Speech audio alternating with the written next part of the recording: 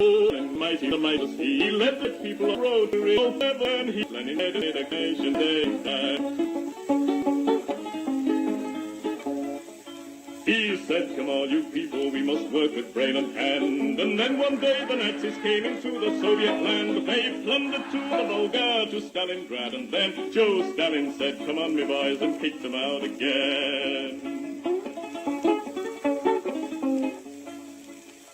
Oh, Stalin was a southerner, in Georgia he was born, where the oranges grow thick and fast and fields of waving corn. And Stalin is a farmer, his fingers they are green, and he has planted the biggest crop the world has ever seen.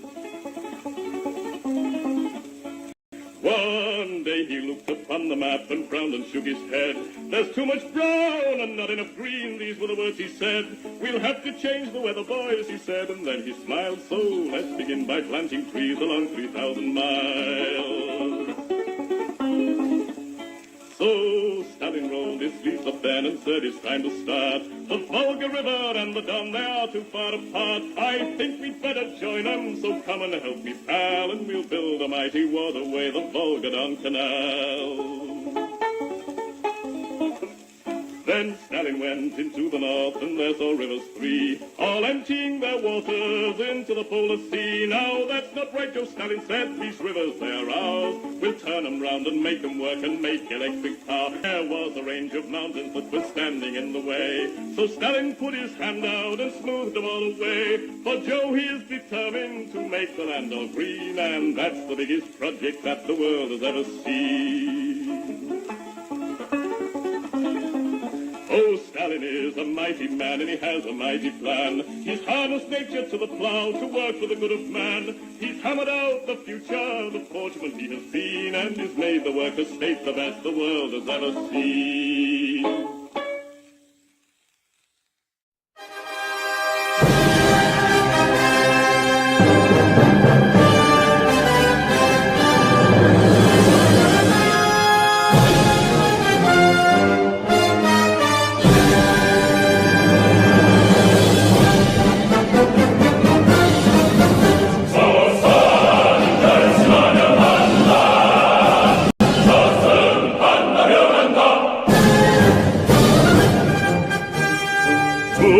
전체의 사회주의를 우리 어떻게 정대로 지키는가를 세계여보라. 조선은 결심하면 한다. 조선은 한다면 한다. 국민 백성의 영도 따라서 선군의 붉은 기 그 신념으로 조선은 결심하면 한다. 조선은 한다면 한다.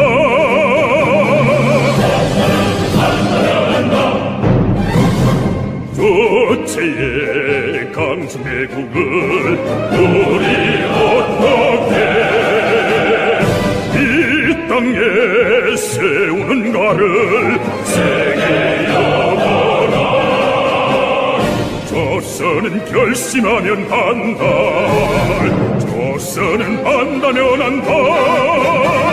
장군님의 뜻을 받들어 붉은의 정신력 그대 장으로 조선은 결심하면 한다. 조선은 한다면 한다.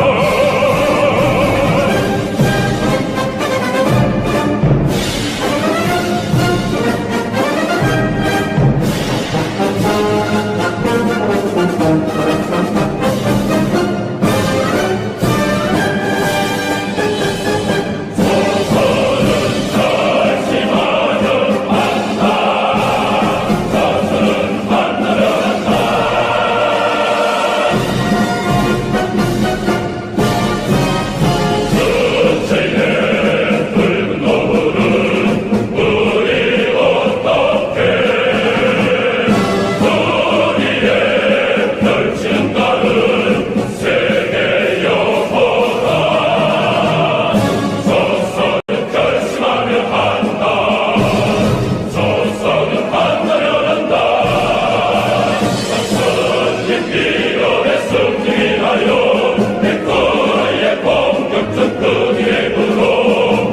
조선은 결심하면 한다. 조선은 한다면 한다.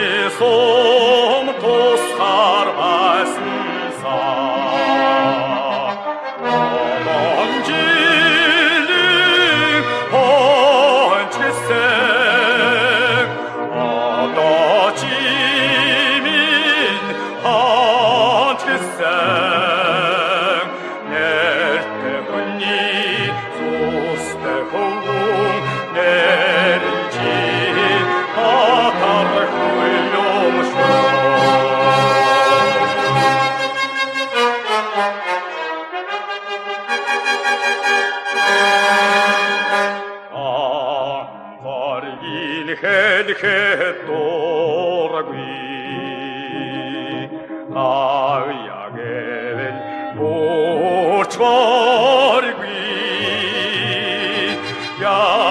내겐 남긴 세력지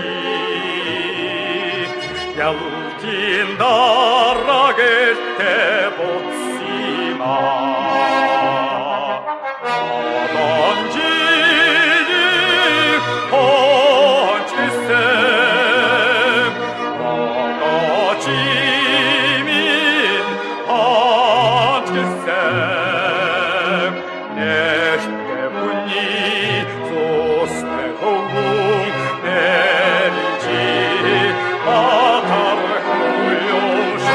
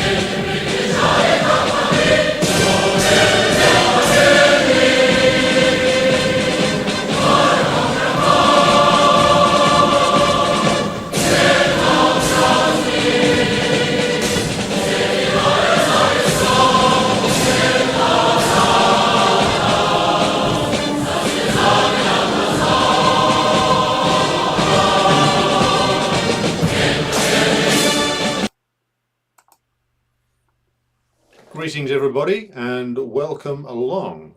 It is the evening of the, oh hang on, technical failure, right. Okay, so we should be now on just one mic. It got briefly caught out there. So yes, welcome along. It is the evening of the 27th of January 2025 and here we are with a live stream focused on two particular issues, which I'm going to take in reverse order, if you don't mind. And that is, of course, in terms of the international situation, I'm going to be talking about the victory in the Belarusian presidential election of Alexander Grigorievich Lukashenko and the significance of that.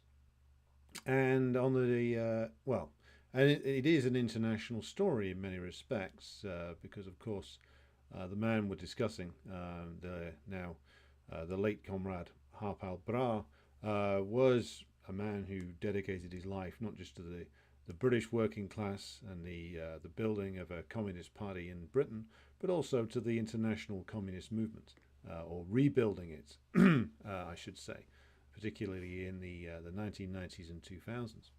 So we will go in somewhat reverse order here. So I'm going to start by talking about the death over the weekend of Comrade Harpal Brar, the founder of the party of which I am a proud member, which is the Communist Party of Great Britain, Marxist-Leninist, which saw its 20th anniversary last year. And I wanted to talk a little bit about this because it is thanks to the written work of Comrade Harpal that I find myself before you today.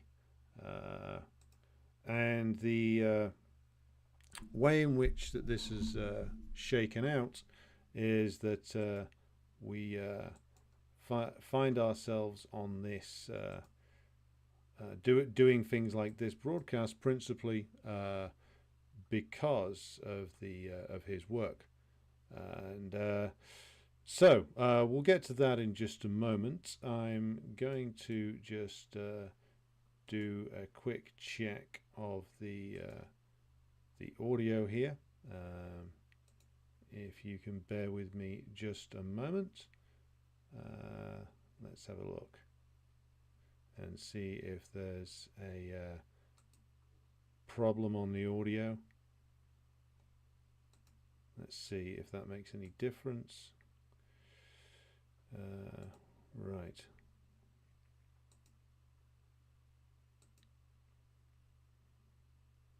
Right. Hang on a minute.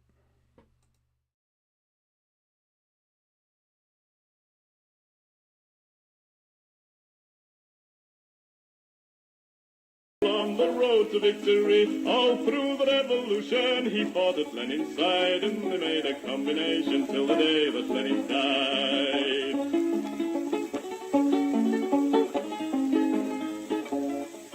He said, come on, you people, we must work with brain and hand. And then one day the Nazis came into the Soviet land. They plundered to the Volga, to Stalingrad, and then Joe Stalin said, come on, me boys, and kicked them out again.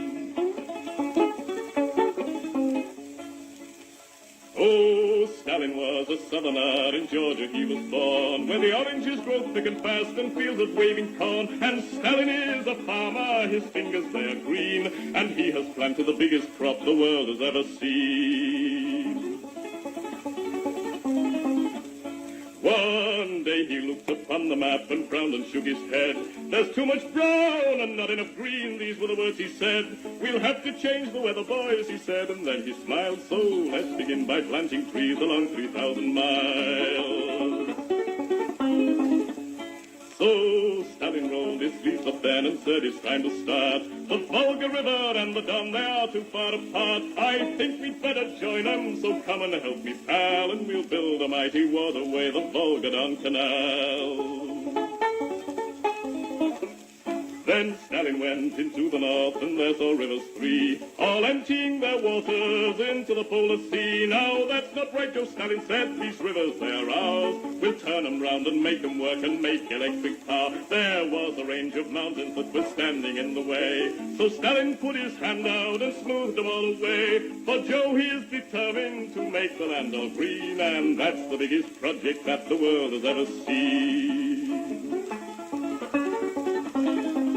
Oh, Stalin is a mighty man, and he has a mighty plan. He's harnessed nature to the plow to work for the good of man. He's hammered out the future, the fortunate he has been, and he's made the worker state the best the world has ever seen.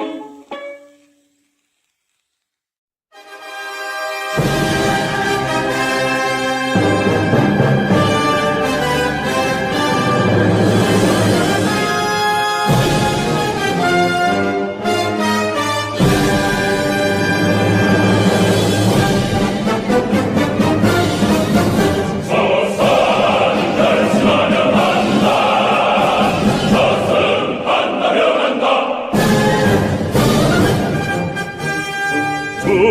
도체의 사회 주의를 우리 어떻게 정대로 지키는가를 세계여 보라. 조선은 결심하면 한다. 조선은 한다면 한다. 장군님 백승의 영도 따라서 선군의 붉은 기 그 신념으로 조선은 결심하면 한다. 조선은 한다면 한다.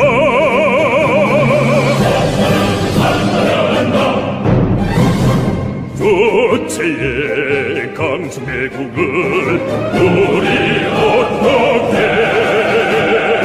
이 땅에 세우는가를 세계여 보라. 조선은 결심하면 한다. 조선은 한다면 한다. 장군님의 뜻을 받들어 붉은의 정신력 그대 장으로 조선은 결심하면 한다. 조선은 한다면 한다.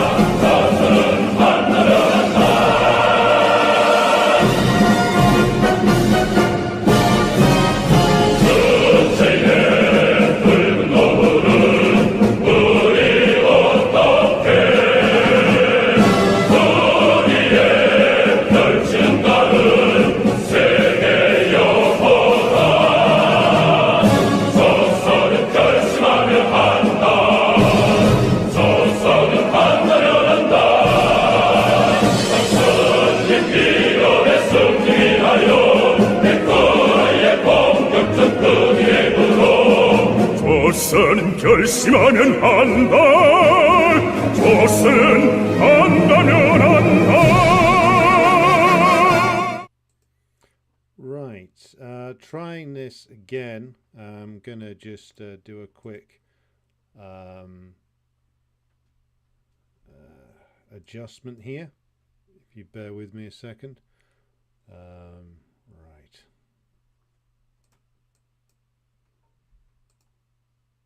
Okay, right.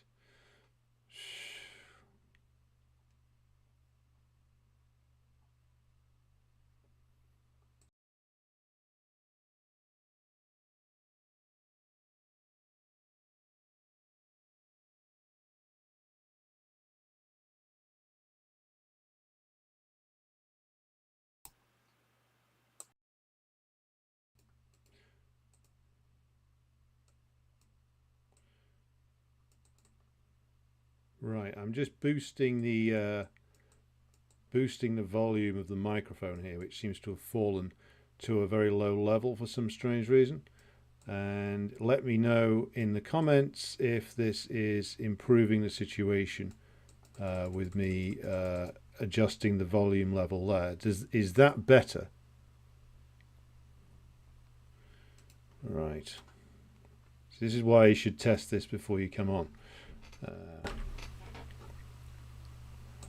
Right, how's that now?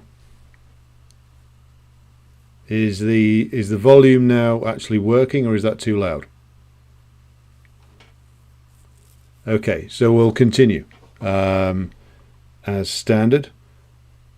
Okay, so okay, so I've boosted that by 20 decibels. I'll stick another 5 on there. Okay. Right, so we will continue. So going back to where we started here. Now I wanted to talk about the legacy of the now late Comrade Harpal, and we should start by talking about the fact that he and his comrades started their work defending the actual practice of scientific socialism all the way back in the 1960s. And this was no easy task to do, given that this was a time when, of course, Marxism-Leninism was under a sustained assault by the very head of the party that was supposed to defend it, which is, of course, a reference to the late and unlamented Nikita Khrushchev, who launched an assault on Marxism-Leninism under the disguise of critiquing Stalin and making a load of transparently false claims, which should have been, indeed were, debunked rapidly afterwards by the Chinese and the Albanians, but which, of course, were supported by the Trotskyites, the Social Democrats, and, of course, the people who stand behind them, the US imperialists and the British imperialists, and the French, of course. So it was from the very head of the CPSU that the assault on Marxism-Leninism began. It came from the call is coming from within the house, to use a phrase from an old ghost story or an old horror story. So to start off with Harpal and his comrades back in the 1960s were at that time, of course, aligned with the critique of the CPSU done by the CPC, Communist Party of China, and to a certain extent those done by the Albanian Party of Labour, led by Enver Hoxha. But the development of the critiques put forth by Harpal, I think, sort of really comes into its own in the later 1980s, because, of course, this is when the entire global communist movement is falling to pieces. Falling to pieces again, largely, but not exclusively, thanks to the efforts of a certain Mikhail Gorbachev. Spit when you say his name. Because, of course, it was Gorbachev and those who followed him who were systematically dismantling what was left of Marxism-Leninism. You see, the progress of revisionism, or I should say the regressions of revisionism, throughout the 60s, 70s, and into the early 80s were, of course, there were constant assaults on Marxism-Leninism within the USSR and the Soviet bloc. But these were counteracted slightly by countervailing tendencies that within the Soviet Party and within the global communist movement. So the Brezhnev period, although it represented, again, a revisionist period in the USSR, did see a significant fight back from revolutionary tendencies within the Soviet Party. So much so that the revisionist trend, although it continued to cause rot and decay within the Soviet Party, was held up for a while. Unfortunately, the revolutionary forces within the CPSU were never strong enough to uproot the revisionists, and they bided their time until the balance of forces were favourable to them, and they brought forward their Robespierre in the form of the clueless, mendacious scumbag Gorbachev. Now, before then there were strong elements of Marxism-Leninism that at least survived in the some of the theoretical and the philosophical work done by academicians in the USSR. In the Gorbachev period, what you saw was a comprehensive purge of all Marxist-Leninist elements within the CPSU, and certainly within the ideological and propaganda departments, which were turned over to an anti-communist and agent of the US in the form of Alexander Yakovlev.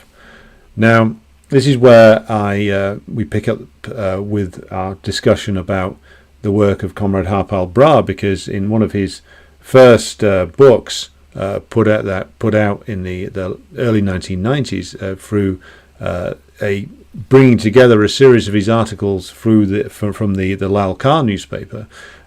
His book entitled Perestroika, the complete collapse of revisionism, brought together his work looking at the wretched intellectual offerings of Gorbachev, but also launching into a stalwart defense of the Soviet legacy from the period of Stalin's leadership, and staking out clearly that what had collapsed in the early 1990s, in 1991, was not socialism, it was not Marxism-Leninism, it was in fact revisionism. Revisionism which began with the rise of Khrushchev, though of course the roots of it went a lot deeper than that, but went through a series of twists and turns before ultimately imploding under Gorbachev. And it was that had collapsed. It was revisionism that had completely failed. It was the legacy of Khrushchev, Brezhnev, and Gorbachev that had completely been completely destroyed. And that is what he was able to bring to the forefront in his critique. And it will be a lasting testament to his legacy that one of the key books on the collapse of the USSR is Perestroika, the complete collapse of revisionism. And that sits alongside works by Ludo Martins, such as The Velvet Counter-Revolution, or Roger Kieran and Thomas Kenny, Socialism Betrayed, as probably the three key Marxism, Marxist-Leninism, Marxist-Leninist critiques of the fall of the USSR. And those are three books that I read when first researching the failures of Trotskyism and the reality of the collapse of the USSR. And so to write that book at a time when all of the wretched creatures of revisionism were running away from communism, when communist parties all over the world were capitulating to social democracy or just dissolving themselves entirely, speaks to the strong belief that Comrade Harpal had in Marxism-Leninism, but also to the character of the man, in that he and his comrades were able to stand up to the pressure from the wretched individuals and organizations on the British left, all of whom were cheering on or capitulating to the forces that destroyed the USSR. And the preservation of the Marxist-Leninist legacy, and not only legacy, but living thought, the living, breathing examples of scientific socialism, the preservation of scientific socialism and its extension, and the application of it to the new realities. This is one of the strongest legacies of Comrade Harpal, because all the way through the 1990s into the 2000s, he continued to write write scientific socialist critiques of current events, continued to cover, along with his comrades, the new period of imperialism and the new predatory wars it was launching, and also continued to write very important books about the developments that had led to the fall of the Soviet Union, but also about the failures of the Western left, particularly the failures and the treachery of the British left.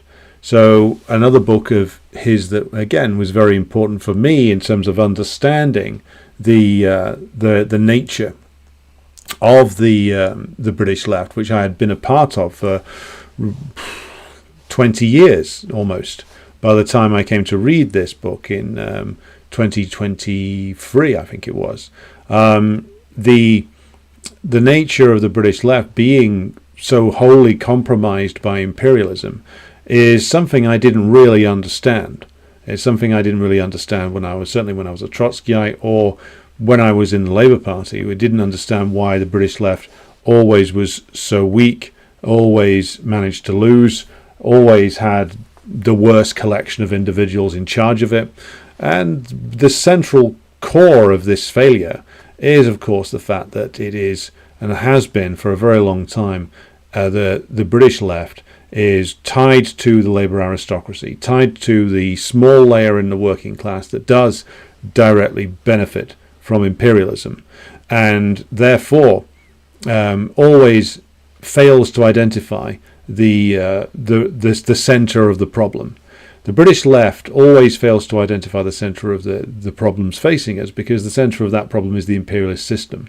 And it doesn't matter whether it's Trotskyites, or whether it's Khrushchevite revisionists or social democrats.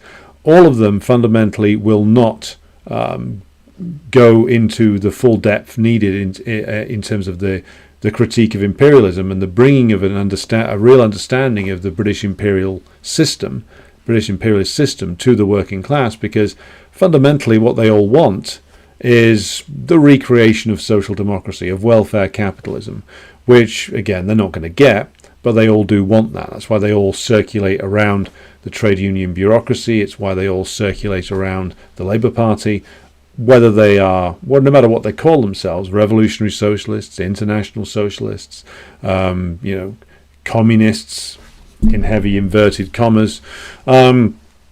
What all these people have in common is that they all refuse to identify imperialism as the centre of the problem facing us, and all will soft pedal their opposition to imperialist wars, because again, they are seeking to cover up their actual social base, which is the labour aristocracy. And this only became obvious to me after I read Social Democracy, The Enemy Within, Harpal Brar's critique of largely British social democracy. But I think Americans or any comrade from an imperialist country would understand the points being made there, and it is a vital book to read, because what it does is it lays bare the compromises and the flinching from making the proper critique of imperialism, of the shrinking away from opposing imperialist war in a serious way, that defines the British left. Even though the bits of it that call themselves revolutionary, all of them revert to pacifism, to hand-wringing, to both sidesism whenever they're confronted with a serious problem. So, for instance, when it came to the Iraq War in 2003, the bulk of the British left, even though they, in words, were opposing the war, and some of them probably did mean it quite sincerely. I know I did, even though I was a pretty useless anarchist at the time. None of us knew how to go about actually combating the British government's drive to invade Iraq. We all, as I'm sure many of you are familiar with, marched from A to B and then went home again. There was never any serious consideration of how to disrupt the government's drive to war. Never any serious consideration of things like strikes to delay or divert the government's resources away from its war planning. Never any serious consideration of campaigns of non-cooperation. So the anti-war movement in Britain, even though it had huge demonstrations of up to 2 million people in London, never went anywhere. And the central problem is that the people who organised the Stop the War coalition, like even those who called themselves revolutionaries, weren't remotely serious about taking on the power of the British state. And one might say, well, that would be a dangerous thing to do, and indeed it would if you just went into this with no preparation. But you see, without the masses behind you, you as a revolutionary are fundamentally on a hiding to nothing. And so how do you rally the masses behind you, or at least try to, when you're doing something like doing anti-war work? Well, first of all, you have to at least explain to them what the nature of the problem is. You have to explain to the masses in Britain why it is that British imperialism is their enemy and should be regarded as such. Why it is that our natural allies are those who are oppressed by British and US imperialism. Why we should be forging alliances with them. Why we should be engaging in a joint struggle against the ruling class that sit in London. That's what we should be doing. These are not easy tasks by any means, and nobody, least of all Comrade Harpal, would have said that these were easy tasks, but they are necessary tasks. It is necessary to explain to the American working class, to the British working class, exactly what they are up against. And what they are up against is, of course, a ruling class, whether its headquarters is in Washington, D.C. or in London, or in Paris or in Berlin, that is absolutely ruthless in terms of its pursuit of the profits needed to preserve the imperialist system. And that means, of course, subjugating countries. That means stealing their resources. That means finding new sources of labor to exploit, finding new markets to dominate.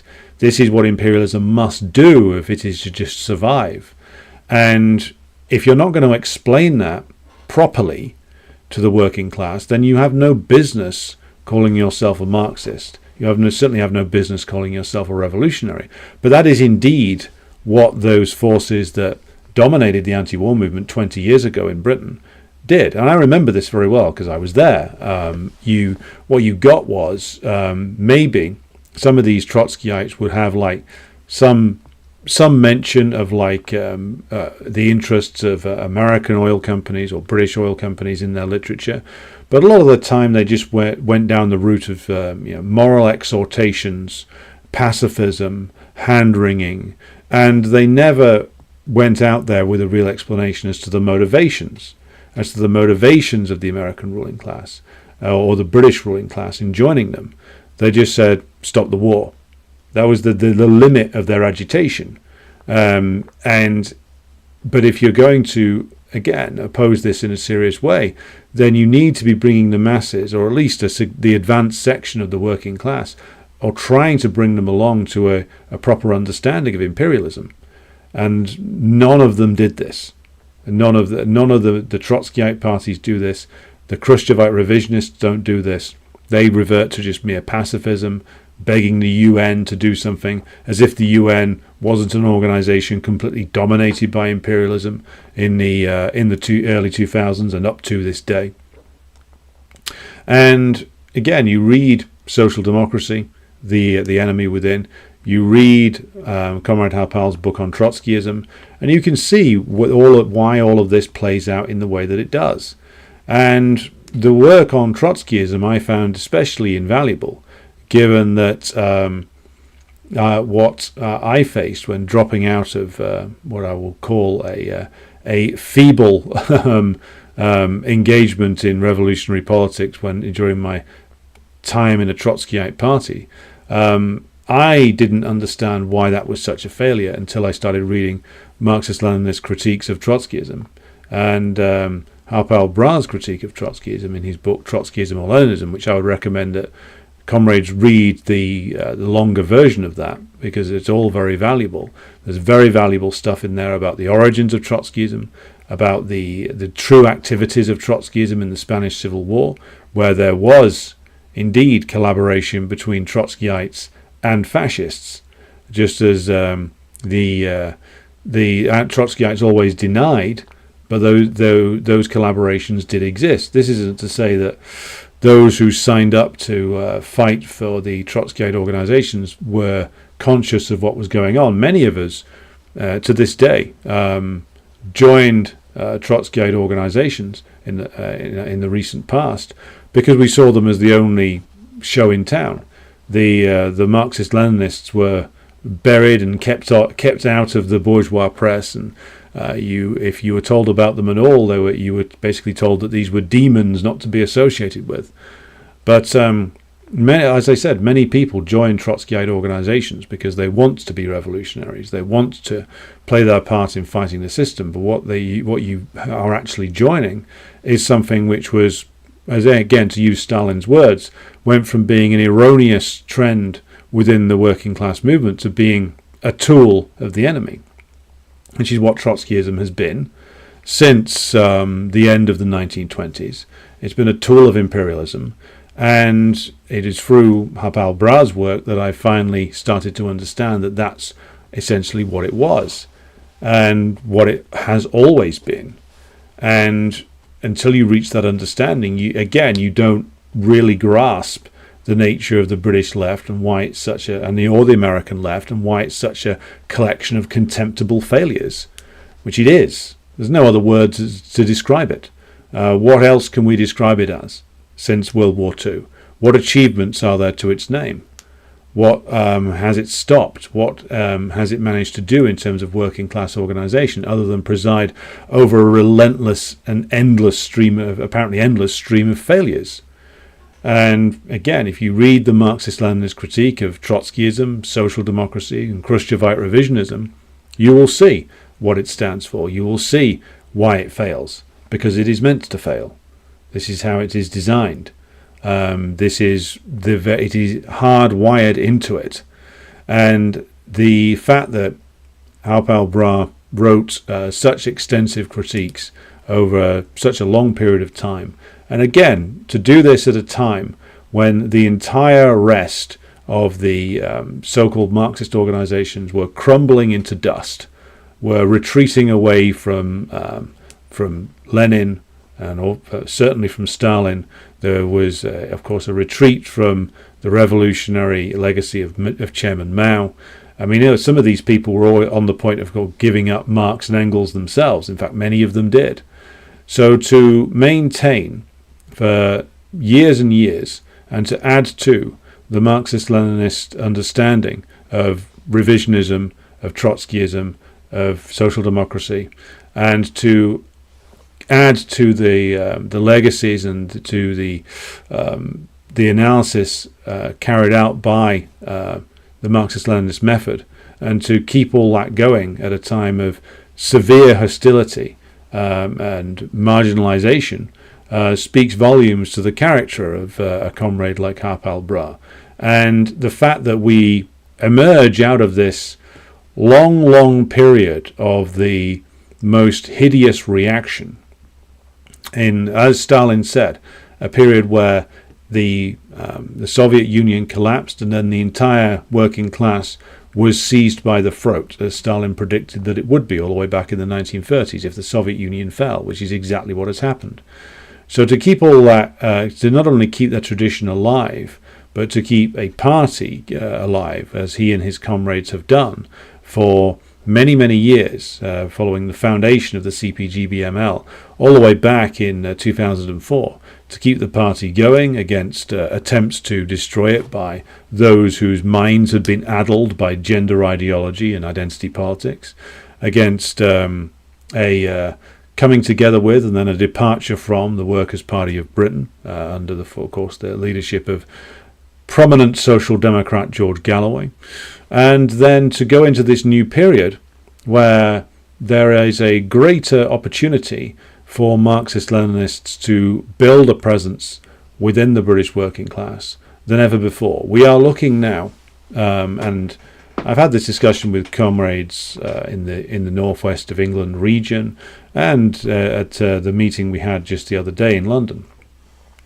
There is an opportunity now, thanks to the discrediting and implosion of the rest of the left, the total discrediting of Trotskyism, its irrelevance to the working class, the destruction of reformism in the form of Corbyn, the complete failure of the remaining Khrushchevite revisionists to understand and equip their comrades to deal with the situation. All of this means that the way is open for us to reach the working class with the weapon that the working class needs for our class's liberation. The workers require themselves required they're required to be ideologically armed, and you must be ideologically armed with the weapon of Marxism-Leninism. This is an undeniable truth that Comrade Harpal Brar always sought to emphasize. And again, like, we look around us today and you see the working class desperately casting about for a way to understand the current situation. Some of the working class went in the direction of Corbynism. That failed. Some go in the direction of Farage and reform, or Trump and in the United States, or the AfD in Germany, or Meloni in Italy, or Le Pen in France, and all of which, of course, is completely false, all of which only leads to a complete dead end. But within these failures, within the fact that the working class is casting about for solutions, we as communists have the opportunity to actually start to influence at least the advanced layer of the workers. We should be under no illusions, those of us who operate in the imperialist countries. We have the most enormous mountain in front of us to climb. But we have openings. We have perhaps a path has opened before us in a way that it hasn't existed for many years now, due to the discrediting of many other organizations, due to the fact that the reformism and revisionism are such obvious failures now. The advanced workers will be looking for real explanations and understandings that only the tools provided by scientific socialism can bring to the working class. And it is this challenge that we must turn to. And this is, of course, the best way for those of us who are in the CPGB-ML to honour Comrade Harpal's legacy, is to take the weapon that is Marxism-Leninism and put it in the hands of the working class. We can at least start that process now, because what we can see is that these leftist organizations, of which I've been speaking in Britain or in the United States, they have no real interest in the working class, not really. They talk about it, they gesture towards it, but they have no interest in the working class becoming the ruling class. They have no real interest in overthrowing the current ruling class. They have no real interest in ending imperialism either. And so they will always turn their backs upon the working class. We must turn to the class. We must go, to use Lenin's phrase, lower and deeper into the masses. We must go to the areas which have long since disconnected from any political process that is provided to them by the bourgeoisie. There are huge areas of the class who are completely alienated from the bourgeois political system, and that is a good and positive start. They might not be ready to come to Marxism-Leninism tomorrow or the day after, but there is fertile ground there into which we can start to sink roots. There will be people in working class communities who are starting to reject all these aspects of the imperialist political system, who know that their lives are getting worse, and who are looking for solutions, who are looking at least for proper explanations. And it is those people that we must reach. We must not, and we will not, engage in the same squalid scramble for positions within the bureaucracy, or trying to have influence over the Labour Party, which is what the rest of the left is doing. We must leave that game behind, and indeed I hope we will. We already are to a large extent, and seek to build within the class in a way that has not been done for many decades. As I say, the crisis of imperialism provides the opportunity to do this in a way that's not been done for so many years. And the Harpal and his generation fought for so long to preserve our tradition, to add to our tradition, to increase our level of understanding of imperialism and how it affects the workers' movement in the imperialist nations. Now we are ready to take that critique forward, I think, and more thoroughly ground ourselves within the class, and to start the process of winning more and more of the advanced layer of the working class over to the Marxist-Leninist analysis and over to a communist politics. And that will be the finest tribute to comrades like Harpal Brar, who managed to, in such hostile circumstances, to preserve the flame of our liberation, which is scientific socialism, against the depredations of not only the ruling class, but the leftists, the Trotskyites and the revisionists, and has given us this weapon with which we can now stride forward and to chop off the foul tentacles of the imperialist octopus. And with that, I'll turn to some questions. Right. Jenny, hello to you. You say Ali Abanima is free. Yes, he was arrested a couple of days ago in Switzerland, I believe. So yes. Okay. Yes, Albert is right. Pacifism is theatre and needs an audience, indeed. Hello to Comrade Beju. He says, Harpal Brar, RAP. A great warrior for the working class and inspiration and the main reason why I joined the CPGB-ML. Yes, and if you're watching this in Britain and you haven't joined us yet and you agree with the critiques put forward here on this platform, then you should join the party. You should do so and help us build our presence in the working class. Right. Agricola says, so Britain always lacked some Leninism. Well, Britain has lacked Leninism in the form of a communist party since the early 1950s, when the Communist Party of Great Britain, as was, adopted the so-called British Road to Socialism, which was essentially a reformist document which capitulated on the need for revolution and saw the way to socialism in Britain as being through the collaboration with the Labour Party, which was a wholly rotten idea 74 years ago, and is even worse now.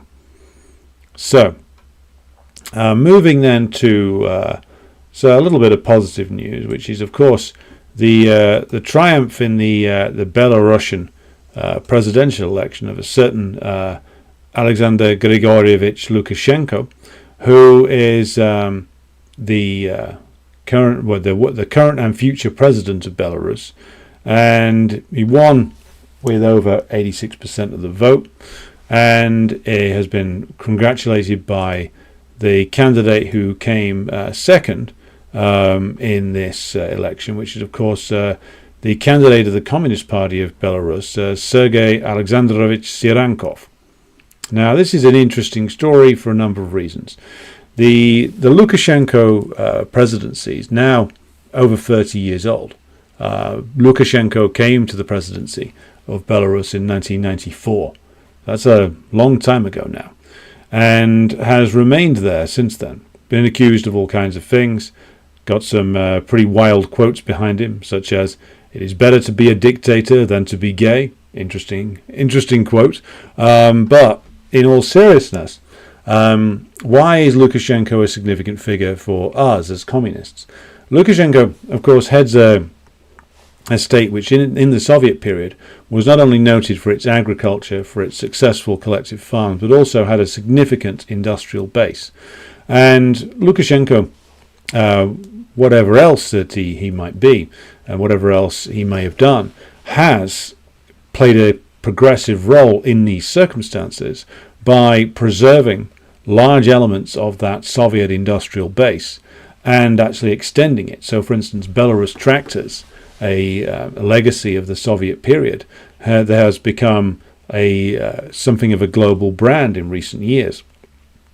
The Belarusian agricultural system of collective farms has been kept going. Of course, Lukashenko himself came out of the collective farm system. He was a very successful collective farm manager, and still comes across as a genuine countryside man and outdoorsman to this day. If you ever want to see a masterclass of how to chop wood, look up Lukashenko doing his lumberjack thing, where he demonstrates how to find the weak point in a log and gently tap it with an axe, and the wood and the log falls to pieces. So rather than the sort of stereotype sort of axe swinging stuff, just a gentle tap in the right place, and the experienced woodsman knows how to split a log. Apparently, I didn't know that, but then again, why would I? So Lukashenko, man of the Soviet system, he's described as a Soviet man, even by his, well, maybe especially by his opponents, as an insult. But he's never shied away from that. He's never shied away also from expressing a certain admiration for Marxism-Leninism as he understands it. He is not a Marxist-Leninist himself. This must be made clear. There have been pro-capitalist counter-reforms made in Belarus over the years.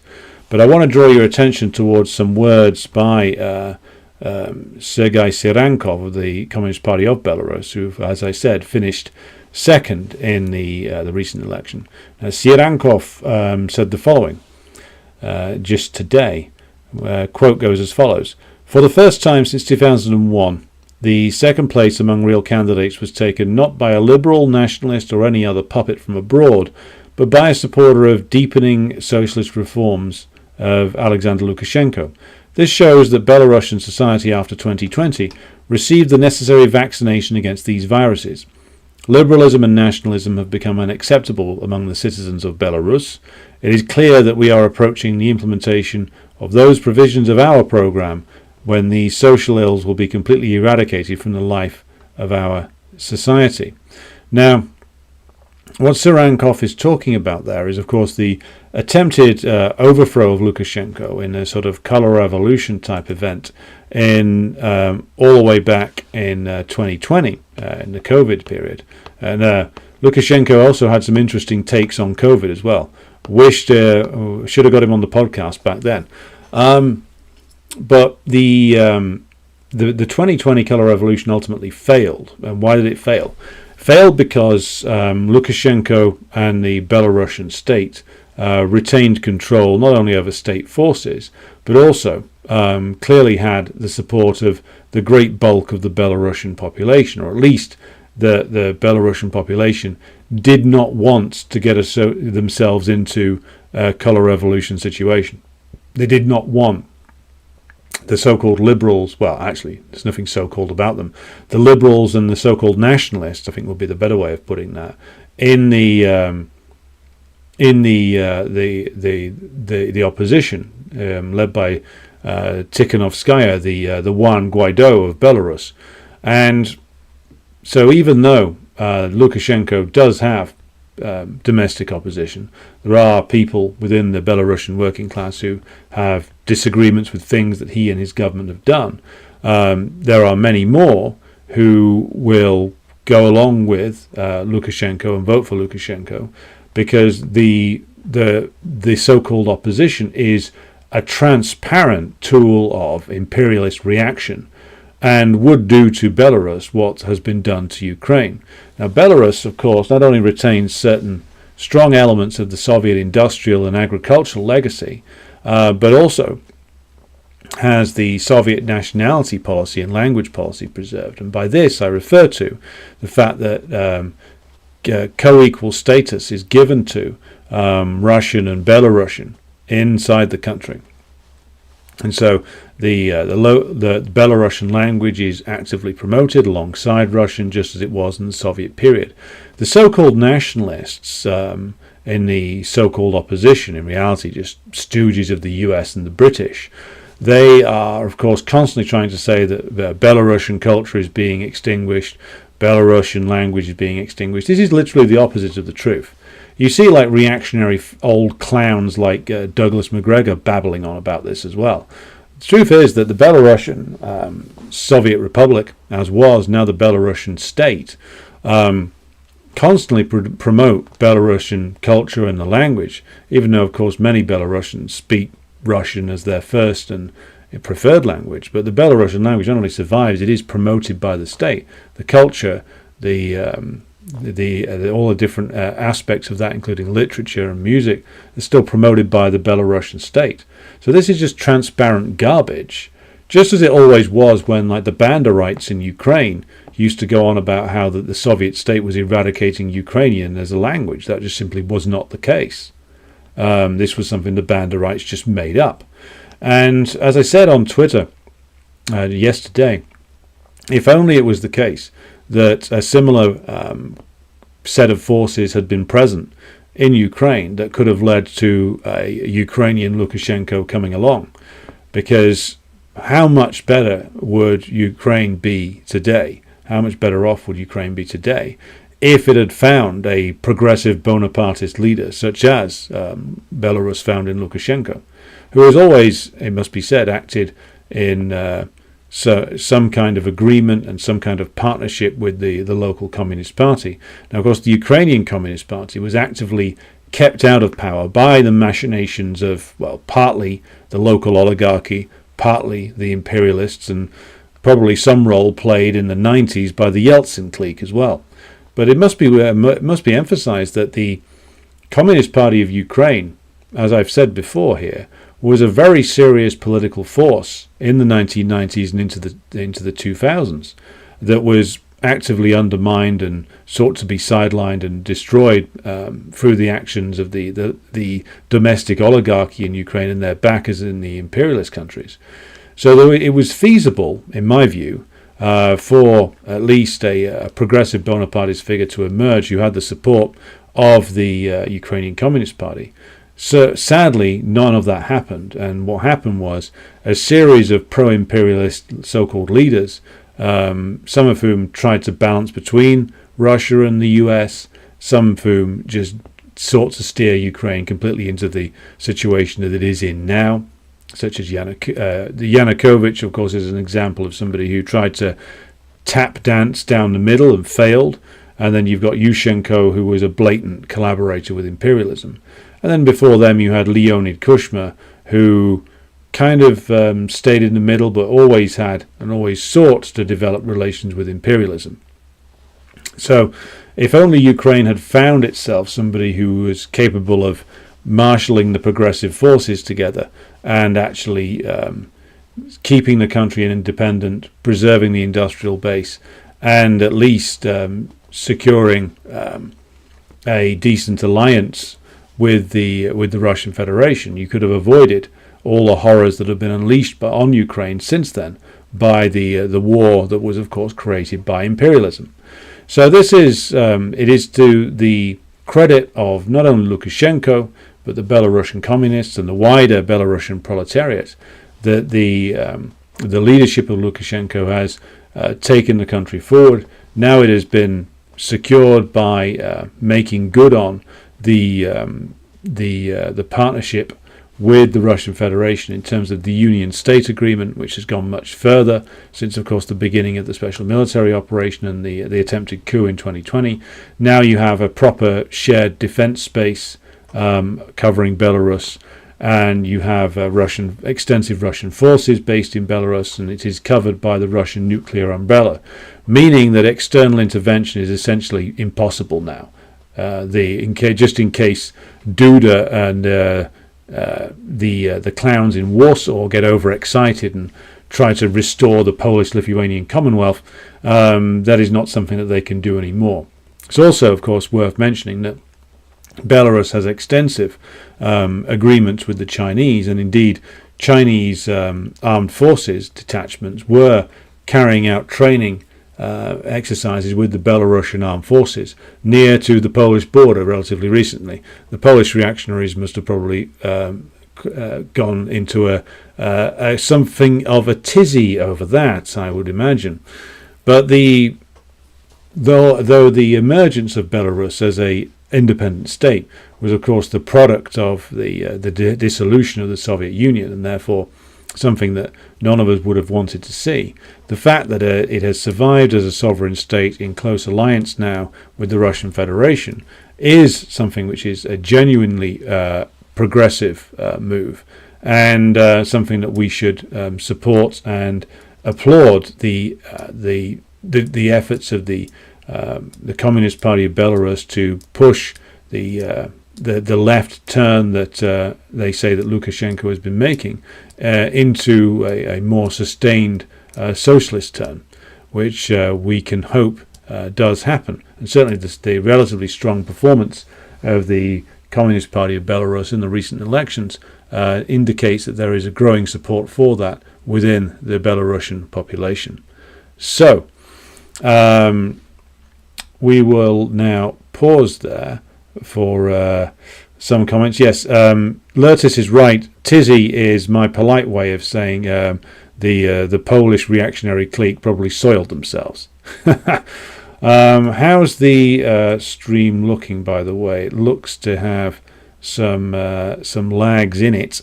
So it looks as if we're going to have to find some better way of doing this, given that OBS is meant to be decent, but appears to have be giving us some lags in the stream. So I'm going to have to find some better solutions here. So I'm going to have another look for this tomorrow. Right. I'm going to bring things to a close there because I got to crack on with some other things for tonight. But thanks to everybody for tuning in. I will be back with you again tomorrow, hopefully with a slightly more reliable connection this time around. And we will be looking tomorrow at the latest from West Asia. So that includes occupied Palestine, Lebanon, Syria, and other places, again, suffering from the depredations of imperialism. I will return to you again tomorrow, same time, same place. Until then, thank you for tuning in, and I'll be seeing you again very soon.